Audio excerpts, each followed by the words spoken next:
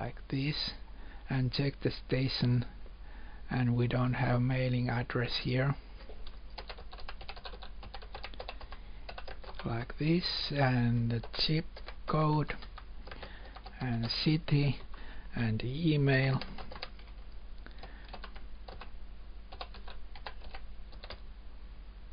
Oops, like this.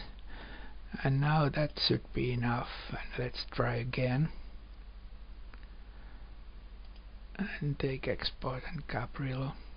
Now because you didn't close the Cqrlog, these settings are still there, otherwise you have to load it from your saved file. And now we can try again the export like this. It's done, and you can see that there was user-defined prefix 3 QSOs. Well, those all QSOs were OH QSOs now, and there's no EU QSOs other than OH. Valid QSO number is 3, and total country count is 1, only the OH. That's small statistics where you can make a little bit info for yourself what you have worked.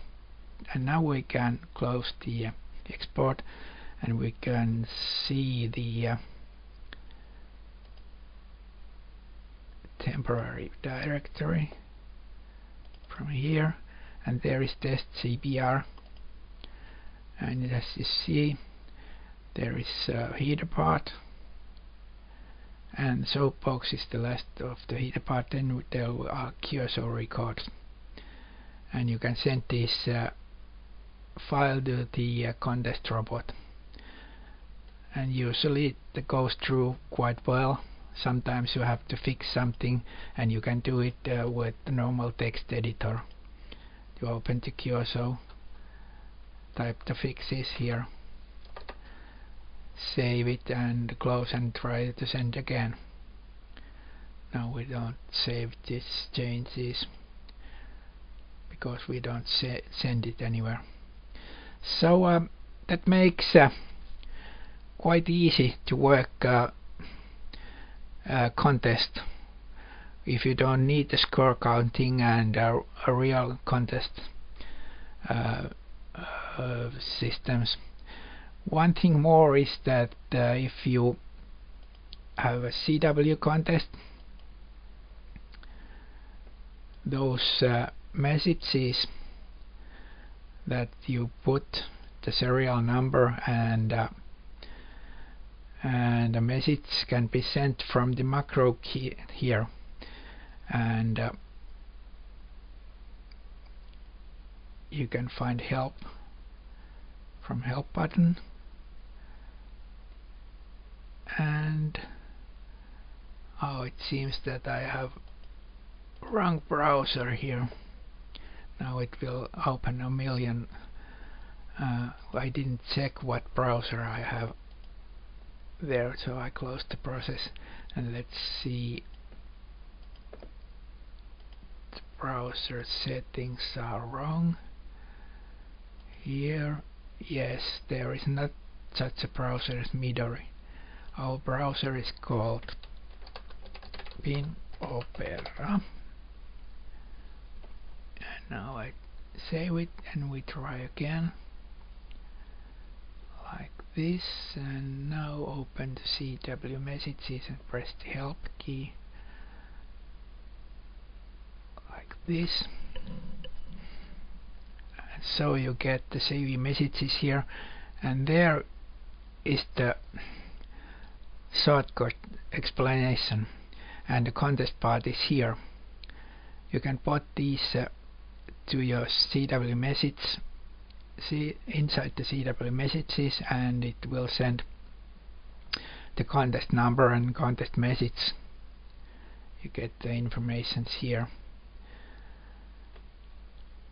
There is some limitations with the Hamlib keyer, but otherwise these all work like explained here. So use the help when you compose the CW messages.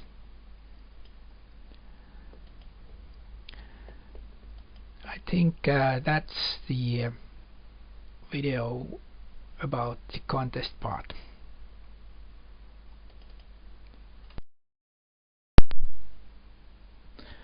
Okay, let's take contest part take 2, because I forgot to explain few things.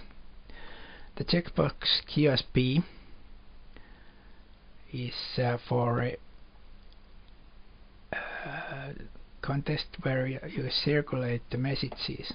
If your message to send is always one QQ message, and you will send that, and you will receive PY MSG, and you save the QSO. It's there now, and then comes the next QSO. The PY message is sent as to be your message, and you receive his message there and save the QSO. It's locked, and then you have the next QSO, and again the last received message is moved to your message. There are some contests that use this circulating message, but it's quite rare. But if it's used, Cqrlog can handle it. Then if you notice that you type wrong the call sign, press one time escape key, and the cursor will go back to the call sign field, and you can press again space to jump back to the number field. Or if you don't get the QSO, you press 2 times escape key, and everything is cleared. You don't need to use this button here.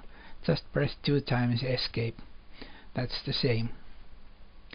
And if you want to pick up a call sign from the DX spots, let's say SX7A, you just double click it here, and it will move to a call sign here, and you just press the tabulator space key, jump to number, and have the QSO.